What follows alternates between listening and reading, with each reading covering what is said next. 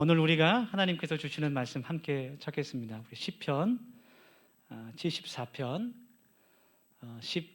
12절에서 17절까지의 말씀입니다.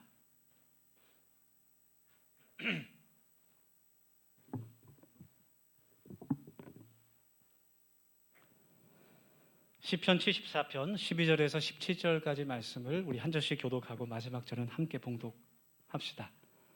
제가 먼저 12절 말씀을 읽겠습니다. 하나님은 예로부터 나의 왕이시라. 사람에게 구원을 베푸셨나이다.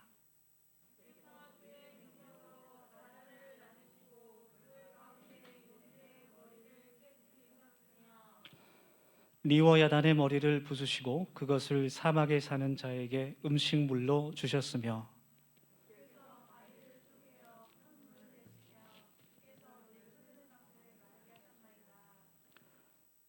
낮도 주의 것이요 밤도 주의 것이라. 주께서 빛과 해를 마련하셨으며 다 같이 주께서 땅의 경계를 정하시며 주께서 여름과 겨울을 만드셨나이다. 아멘. 네, 우리 회복이라는 주제로 먼저 하나님 말씀 나누겠습니다. 우리 먼저 앞뒤에 계신 분들 함께 또 인사를 나누면서 하나님의 말씀과 기도로 거룩하여지는 우리 더세움 가족들이 될 수 있기를 원합니다. 우리 반갑게 옆뒤 분들과 함께 인사하겠습니다. 회복합시다. 그렇게 인사하면 좋겠습니다. 네. 하나님을 예배함이 우리의 능력입니다. 할렐루야. 하나님을 예배함이 우리의 회복입니다. 회복이라는 말은 참 여러 가지 의미가 있습니다. 그리고 요즘에 가장 많이 되는 그런 단어이기도 합니다. 사전적인 의미를 찾아보면 원래의 상태로 돌이키거나 원래의 상태를 되찾는 것, 이렇게 나와 있습니다. 회자와 복자가 모두 한자로 돌이키다, 돌아오다, 그런 뜻이 있어요. 그런데 성경에 나와 있는 회복이라는 그 단어는 더 깊은 의미가 있습니다. 신학적으로 또 신앙적으로 굉장히 중요한 의미가 있습니다.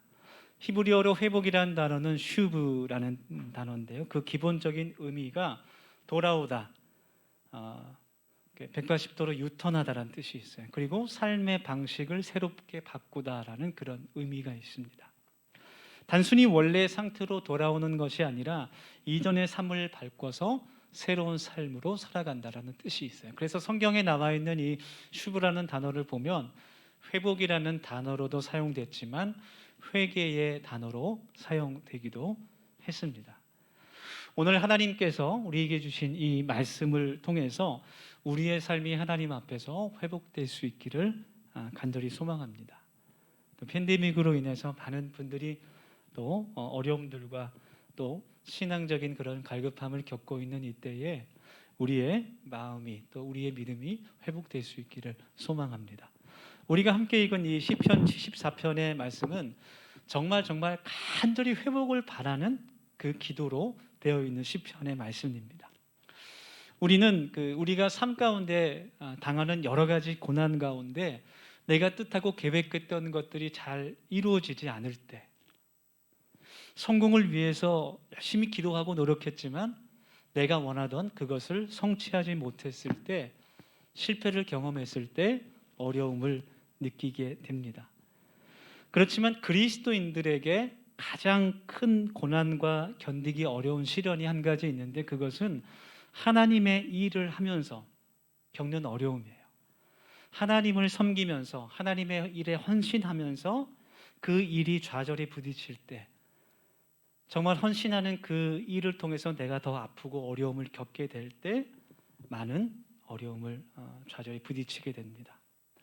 예를 들면 내 개인적인 어려움도 있지만 내가 열심히 기도하며 헌신했지만 그 교회 공동체가 정말 나와는 전혀 상관없는 그런 어려움으로 서로 다투고 갈라지게 되는 것을 볼 때, 그럴 때 그리스도인들이 다시 신앙과 하나님 나라의 사역이 회복될 수 있기를 간절히 원하죠.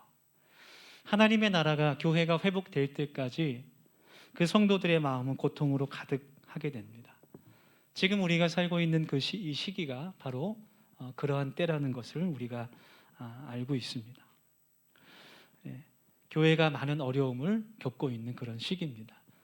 항상 얘기하지만 교회는 건물이 아니라 우리 한 사람 한 사람이죠. 그래서 이렇게 황폐한 시대에 그리스도인들은 구원과 회복을 하나님께 간절히 기도해야 됩니다. 그것이 우리가 오늘 읽은 시편 74편의 핵심 주제라고 할 수 있어요. 회복과 또 부흥을 위한 간절한 기도. 이스라엘의 원수들은 오늘 말씀을 보니까 이스라엘 성전을 파괴했습니다. 이스라엘은 황폐화됐고 이스라엘 사람들은, 하나님을 믿는 그 사람들은 철저하게 유린당했습니다. 포로로 잡혀갔습니다. 우리가 함께 읽은 74편, 20편의 말씀이 그 고통을 표현한 탄식의 노래입니다. 그런데 가장 큰 어려움과 가장 큰 고통은 무엇이었냐면 그들이 포로로 잡혀간 것도 아니었고 그들의 모든 재산이 불탄 것도 아니었어요. 그들이 생명과 같이 여기던 예루살렘 성전이 불탄 것도 아니었어요. 물론 그것도 정말 큰 괴로움이지만 그들이 겪고 있었던 가장 큰 어려움은 무엇이었냐면 마치 하나님께서 그들을 잊어버리신 것 같다는 생각이었습니다. 하나님께서 마치 우리들을 잊으신 것 같다. 그 생각이었어요. 오늘 성경 말씀에서 하나님 백성들은 주전 586년에 예루살렘 그 성전 파괴, 그리고 예루살렘 그 도시가 완전히 멸망되면서 통곡하면서 하나님께 그들의 기도를 드리면서 하나님 우리의 기도를 기억하시고 이 고통에서 구원하여 주십시오. 간절히 부르짖고 있습니다. 이 포로 생활에서 벗어나서 다시 우리가 예루살렘 성전으로 돌아가서 하나님께 드리는 예배를 회복하기 원합니다. 간절히 기도하고 있습니다. 오늘 우리가 이 시편 74편의 말씀을 같이 나누면서 그들이 어떻게 회복을 위해서 기도했는지, 그리고 어떻게 하나님을 찬양했는지 함께 은혜를 나누기를 원하고, 우리의 삶의 모든 영역에서, 특별히 우리의 믿음과 신앙의 영역에서 하나님께서 주시는 그 회복의 은혜가 있을 수 있기를 간절히 소망합니다. 우리가 어려운 시간들이지만, 어려운 시대를 살고 있지만 그래도 꿈을 꾸는 사람이 되기를 원합니다. 아멘. 요셉처럼 꿈꾸는 사람이 되길 원합니다. 청년들은 꿈이 있기 때문에 청년입니다. 힘들고 어렵지만 우리 10대들, 청소년들은 꿈이 있기 때문에 10대입니다. 꿈이 없으면 10대거나 청소년이거나 청년이거나 꿈이 없다면 청년이 아니라 그냥 노인인 겁니다. 지금은 좀 앞이 캄캄하고 어렵다고 해도 꿈과 소망의 하나님께서 우리 마음속에 주시는 비전을 품고 살아갈 수 있는 우리 더세움 공동체가 될 수 있기를 간절히 소망합니다. 오늘 말씀에서 이스라엘 사람들은 그들의 회복을 위해서 기도하며 하나님을 찬양하면서 하나님의 은혜를 간구했어요. 첫 번째로 먼저 그들을 위험에서 구원해 주신 하나님을 찬양했습니다. 그 이스라엘의 역사 가운데 그들의 기억을 뒤돌아보면서 그들을 위험에서 건지신 하나님을 향해서 찬양하고 있습니다. 13절 말씀을 제가 읽겠습니다. 주께서 주의 능력으로 바다를 나누시고 물 가운데 용들의 머리를 깨뜨리셨으며, 이 말씀에서 바다를 나누셨다는 것은 출애굽기 14장의 말씀, 홍해가 갈라지는 기적을, 그 사건을 이야기하는 거예요. 하나님께서 모세를 지도자로 세우셔서 이스라엘 자손들을 이집트에서 구원하십니다. 10가지의 재앙을 통해서 바로의 손에서 종살이 살고 있던 그 이스라엘 사람들을 자유하게 하셨고, 하나님께서 광야로 그들을 인도하셨지만 바로는 그들을 포기하지 않고 정말 최정예 기마 부대를 보내서 이스라엘 자손들을 다시 잡아오라고 명령했습니다. 홍해 바다 앞까지 다다랐을 때 수많은 이스라엘 자손들 앞에는 홍해가 가로막고 있었고 뒤에는 그 애굽의 기마병들이 오는 먼지가 보이기 시작하는 거예요.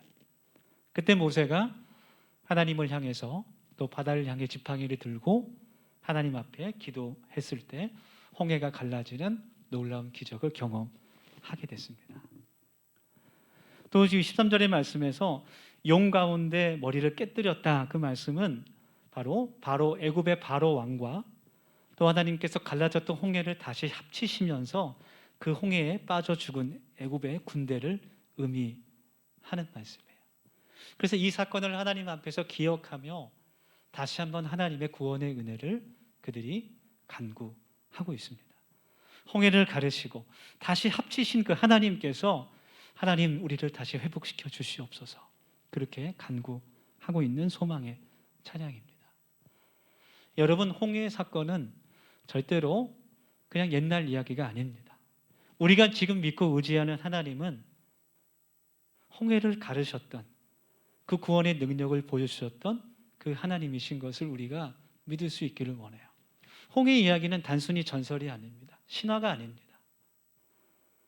어제나 내일이나 또 오늘이나 동일하신 그 하나님께서 우리들에게 은혜를 베풀어 주시기를, 회복의 은혜를 주시기를 간구하는 우리가 될 수 있기를 원합니다. 그 믿음을 다시 찾는 것이 바로 회복의 열쇠가 되는 것입니다. 여러분, 그렇다면 우리에게 하나님의 구원의 능력은 무엇일까? 오늘 말씀에 이스라엘 사람들에게는 홍해를 가르시고 애굽의 군대를 죽이신 것이 그들이 찬양하는 하나님의 구원의 능력이었어요. 저 여러분에게는 하나님의 능력이 무엇입니까? 어떤 것이 하나님의 능력입니까? 병이 낫는 것이요? 네, 그것도 맞습니다. 하나님의 능력입니다. 귀신이 떠나가는 것, 맞아요. 하나님의 능력입니다. 내가 세상 가운데 성공하는 것, 네, 그것도 하나님의 능력이 될 수 있습니다. 내 마음 가운데 늘 평안이 넘치는 것, 그것도 하나님의 능력과 은혜가 맞습니다. 그렇지만 우리에게 가장 큰 하나님의 구원의 능력은 바로 예수님의 십자가입니다. 그 누구도 원하지 않는 십자가의 죽음, 고통과 그 희생, 그것이 바로 가장 위대한 하나님의 능력입니다. 우리 사랑하는 더세움 가족 여러분, 예수님께서 나를 위해서, 다른 사람이 아닌 나를 위해서 십자가에 달려 죽으신 것을 믿습니까? 네, 우리 믿으시는 분들은 아멘하고 입으로 시인하시면서 고백할 수 있으면 좋겠어요. 예수님께서 나를 구원하신 주님이심을 여러분 믿으십니까? 아멘. 네. 여러분, 지난주에도 우리 함께 나누었지만 나를 구원하신 주님을 믿는 것, 그것이 바로 믿음입니다. 믿음은 복잡한 것이 아니에요. 아주 단순하고 명료합니다. 주님께서 나를 위해서 십자가에 달려 돌아가신 것, 그것을 믿는 것이 우리의 믿음이요, 우리를 회복시키시는 하나님의 거룩한 능력입니다. 아멘. 네. 흔히 하나님의 능력을 이야기할 때, 하나님의 능력에 대해서 설명할 때 가장 많이 이야기하는 것이 부활의 능력이에요. 이제 우리 부활절마다 함께 말씀을 나누지만 십자가의 능력을 이야기할 때 항상 부활을 이야기합니다. 죽음의 권세를 깨뜨리시고 다시 살아나신 그 예수님의 부활의 능력, 하나님의 능력에 늘 이야기하고 찬양합니다. 그런데 말씀을 계속 읽으면서 깊이 묵상하게 되면 깨닫게 되는 것이 십자가의 부활의 능력보다 더 큰 능력이 있다는 것을 알게 돼요. 그것은 바로 죽음의 능력입니다. 다시 살아나는 부활의 능력보다 더 크고 위대한 능력은 죽을 수 있는 죽음의 능력입니다. 우리 인간의 관점에서는, 사람의 관점에서는 죽음은 굉장히 흔한 일이에요. 그렇죠? 누구나 맞이하게 되는. 통계를 보니까 1년에 한국에서 10만 명 정도가 죽습니다.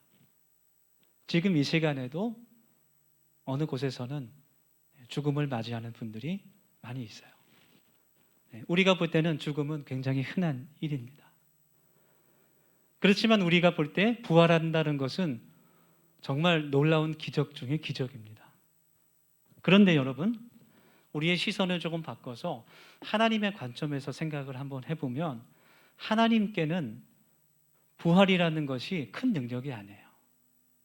하나님은 모든 것을 창조하신 분이시고 전능하신 분입니다. 모든 생명과 죽음의 주인 되신 분이에요. 그래서 하나님께는 죽었던 생명을 다시 살리시는 것이, 이렇게 말하면 좀 그렇지만 어려운 일이 아니에요. 당연히 하실 수 있는 일입니다.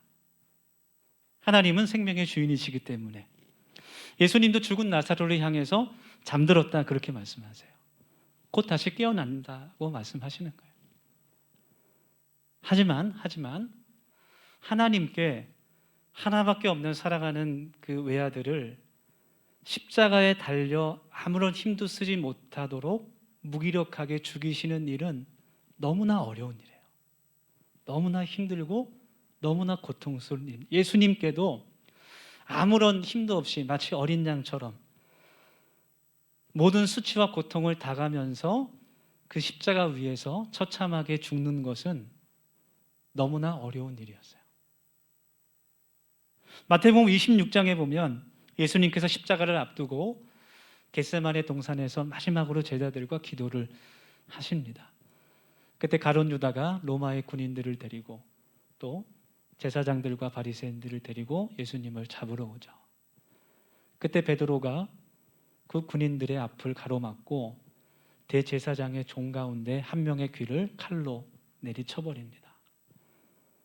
그때 예수님께서 베드로에게 하신 말씀이 그 마태복음 26장 53절 말씀인데, 제가 세 번역으로 기록했는데요. 너희는 내가 나의 아버지께 당장의 12군단 이상의 천사들을 내 곁에 세워주시기를 청할 수 있다고 생각하지 않느냐, 그렇게 말씀하세요. 예수님께서 계실 때 로마의 군단의 수가 한 군단이 5,000명에서 5,200명 정도 됩니다. 12군단이면 11만 명 이상이에요. 예수님께서 마음만 먹으시면 당장이라도 10만 명 이상의 천사들을 데리고 오실 수 있는 거예요. 그런 능력이 있으셨습니다. 그렇지만 주님께서는 그렇게 하지 않으시고 온갖 수치와 조롱을 다 당하시고 정말 너무나 처참하게 십자가에 달려 죽으십니다. 왜 그러셨을까요? 저와 여러분을 구원하시기 위해서, 우리를 사랑하시기 때문에. 그래서 그 죽음이 가장 위대한 능력입니다.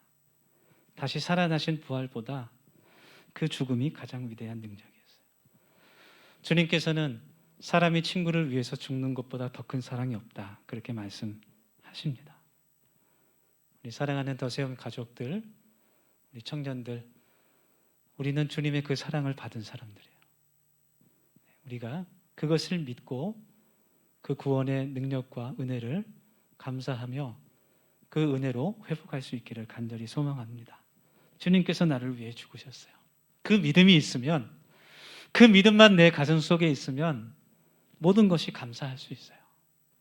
그 믿음이 나에게 있으면 내가 무슨 일이든 기쁘게 할 수 있습니다. 다른 무엇이 필요하겠어요? 그 믿음이 있으면 내가 어떠한 일을 하더라도 기쁘게 섬길 수 있습니다. 십자가의 능력으로 회복할 수 있는 우리 더셈 공동체가 되기를 소망합니다. 그 다음으로 또 시편 74편의 말씀에서 이스라엘 백성들이 회복을 간구하며 찬양한 하나님은 바로 그들을 인도하신 하나님이셨습니다. 15절의 말씀인데요. 주께서 바위를 쪼개어 큰 물을 내시며 주께서 늘 흐르는 강을 마르게 하셨나이다, 이렇게 말씀하고 있어요. 지금 이스라엘 사람들이 그들의 회복을 위해서 가장 필요한 것은 하나님의 인도하심이셨습니다.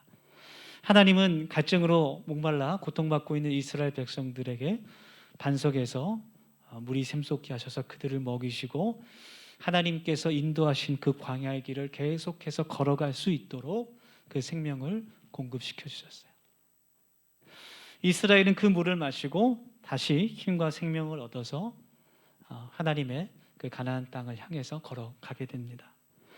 또 이 말씀 가운데 흐르는 강을 마르게 하셨다는 저 말씀은 이제 이스라엘 자손들이 가나안 땅을 앞두고 요단강을 건너가게 될 때 하나님께서 그 요단강의 물을 다 마르게 하시고 그들을 건너가게 하신 그 기적을 의미합니다.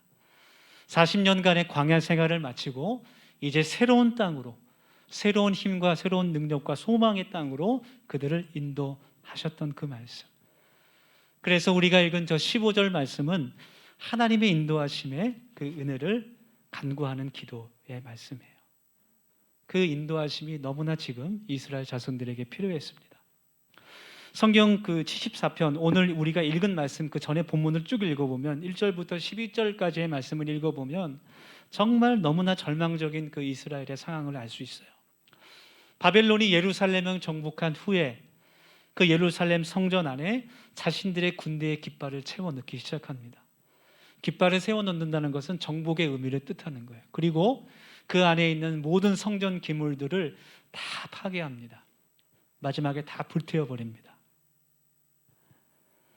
그 예루살렘 성전이 불타는 것을 보면서 어떻게 보면 그 이스라엘 사람들에게는 그것은 죽음보다도 더 큰 치욕이었어요. 그리고 그보다 더 큰 고통은 아까도 이야기했지만 더 이상 하나님의 인도하심이 없는 것 같다라는 그런 생각과 느낌이었습니다. 오늘 본문 9절 말씀 보세요. 우리의 표적은 보이지 아니하며 선지자도 더 이상 없으며 이런 일이 얼마나 오래는지 우리 중에 아는 자도 없나이다. 구약에 살던 믿음의 사람들이 하나님의 뜻을 알 수 있었던 방법은 두 가지였습니다. 오늘 본문의 첫 번째는 표적, 두 번째는 선지자, 예언자의 그 말씀이었어요. 하나님의 마음을 뜻을 간구할 때마다 하나님께서 하나님의 표적을 또 보여주셨고, 그렇지 않으면 예언자나 선지자를 통해서 하나님의 그 뜻을 전달해 주셨는데 지금 이스라엘 가운데 그러한 것들이 없어졌습니다. 그런데 사실 그러한 표적과 하나님의 말씀이 있었어도 잘 듣지는 않았어요. 이스라엘 자손들이 잘 듣지 않았어요. 오죽하면 하나님께서 바벨론을 통해서 그들을 포로로 잡아가실까 그런 생각이 들죠. 오죽했으면.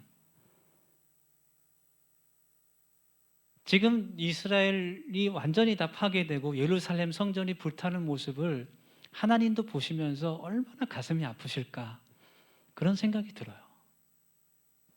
얼마나 순종하지 않았으면 하나님께서 바벨론을 통해서라도 그들이 회개하기를 원하실까.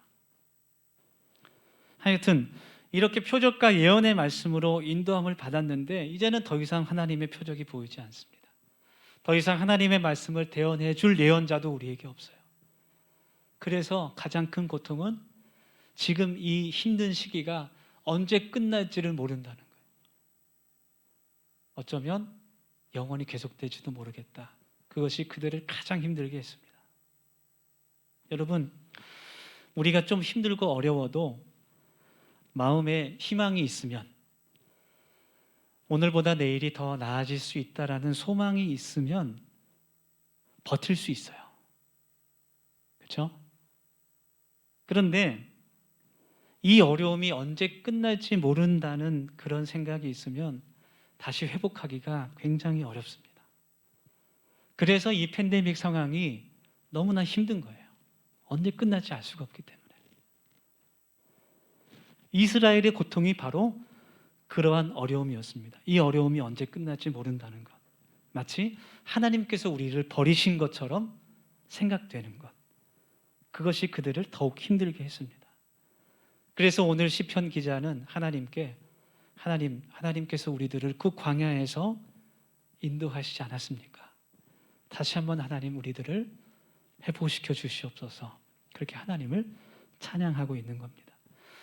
사랑하는 더세움 우리 가족 여러분, 오늘 우리도 이 말씀을 함께 나누면서 우리의 회복을 위해서 우리의 삶에 하나님의 인도하심이 있기를 간절히 원해야 됩니다. 아멘. 우리 지난주에 함께 나눴던 그 에베소서 2장의 말씀과 같이 하나님께서는 분명히 우리들 한 사람 한 사람에게 선한 계획을 갖고 계세요. 여러분 믿습니까? 네, 믿으셔야 됩니다. 성경은 하나님의 계획을 이루어가는 사람들의 이야기로 가득합니다. 하나님은 예수님의 12제자들에게 계획을 갖고 계셨어요. 아주 선한 계획을 그들에게 가지고 계셨습니다. 하나님은 모세와 아브라함과 다윗과 많은 그 성경의 인물들에게 하나님의 계획들을 다 가지고 계셨습니다.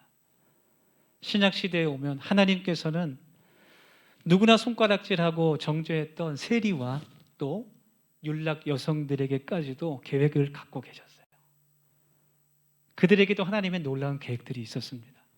심지어는요, 여러분, 동물에게도 계획이 있었어요. 하나님은. 노아의 방주를 생각해 보세요. 거기에 들어갔던 동물들. 그리고 마지막 순간에 땅이 말랐다는 것을 알려준 그 비둘기. 아주 특별한 하나님의 계획입니다. 예수님께서 예루살렘에 들어가실 때 예수님을 태웠던 그 당나귀, 하나님의 계획이 있었어요. 아마 이건 제 생각인데, 성경에 나오진 않았어요. 제 생각인데, 그 예수님 태운 당나귀 태어났을 때부터 하나님께서 딱 계획을 세우셨을 것 같아요. 너는 나중에 예수님 태우고 들어가야 돼. 그러지 않았을까? 그런 생각을 해보게 됩니다. 베드로가 잡았던 물고기들, 여러분, 물고기들이 그 깊은 곳에 모여 있을 이유가 없어요. 전혀 없어요. 그 시간에 그 깊은 곳에 물고기가 모일 이유가 전혀 없습니다. 하나님께서 딱 계획하신 거죠. 물고기 1번부터 153번까지 모여, 이쪽으로 모여 있어. 딱 모여. 그때 딱 잡히려고. 하나님의 계획. 여러분, 우리들을 향한 하나님의 계획이 있다는 것을 믿을 수 있기를 원합니다.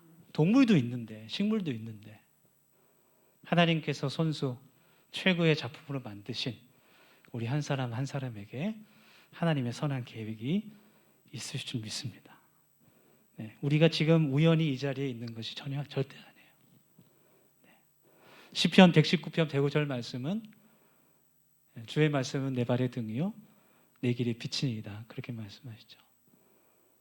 우리가 하나님의 말씀을 의지해서 내가 가는 길이 그 말씀으로 인도함 받을 수 있기를 소망합니다. 잠언 16장 9절 말씀은, 사람이 그 길을 계획할지라도 인도하시는 분은 하나님이신 것을 우리에게 말씀하고 있습니다. 여러분, 우리가 하나님의 말씀으로 인도함을 받으면서 우리의 신앙이, 우리의 믿음이, 우리의 모든 삶이 회복될 수 있는 그 하나님의 길로 걸어갈 수 있기를 간절히 소망합니다. 우리 함께 시간 기도하겠습니다. 우리 함께 오늘 하나님께서 주신 이 말씀을 마음에 깊이 새기면서 기도할 수 있기를 원합니다. 여러분, 회복이라는 것은 나의 하나님을 찬양하고 그분의 은혜를 구할 때 이루어지게 됩니다. 우리의 하나님은 어떤 분입니까? 오늘 우리가 읽은 성경에 계시는 그 하나님이 바로 우리가 믿고 의지하는 동일하신 하나님이십니다. 우리를 위험에서 건지시고 우리를 회복의 길로 인도하시며 우리의 삶을 다스리시는 하나님이십니다. 그 하나님 나라를 세우는 우리 더세움 가족들이 되기를 소망하며 우리 같이 이 시간 기도하겠습니다. 하나님, 저희들 같이 또 하나님의 말씀을 들으며 이 시간 감사하며 기도함으로 나갑니다. 하나님, 저희들의 삶 가운데 위험에서 건지시며 마른 사막 가운데 물을 내시는 그 하나님의 은혜를 경험할 수 있도록 주님 도와주시고, 하나님의 놀라운 비전과 꿈을 가질 수 있는 주의 청년들과 우리 더세움 모든 가족들이 될 수 있도록 하나님 은혜 베풀어 주셔서 하나님 모두가 힘들고 어려운 이때에 하나님께서 주시는 그 회복의 은혜를 간구하며 꿈과 소망을 가지고 나아갈 수 있는 우리 더세움 모든 가족들이 될 수 있도록, 우리 예배를 함께하는 모든 분들이 될 수 있도록 아버지 하나님 은혜 베풀어 주시옵소서. 하나님께서 우리를 향한 선한 계획들을 갖고 계시며 그것을 하나님께서 이루실 때까지 쉬지 않고 우리들을 인도하시며 격려하시며 돌보시는 것을 믿고 나아갑니다. 아버지 하나님, 하나님 우리의 삶 가운데 주인 되시는 하나님을 의지하게 도와주시고 하나님을 찬양하는 삶이 될 수 있도록 주님께서 도와주시옵소서. 모두 감사합니다. 주님께서 도와주시옵소서.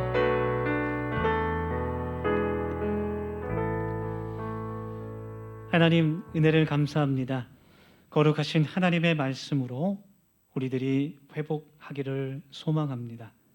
모든 위험에서 건지시며 우리를 구원하실, 또 우리를 인도하실 하나님을 찬양하는 저희들의 하루하루의 삶이 될 수 있도록 주님 도와주시옵소서.